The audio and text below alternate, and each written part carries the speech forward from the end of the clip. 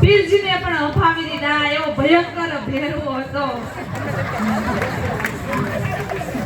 ભયંકર પણ હાર માને ન હતો.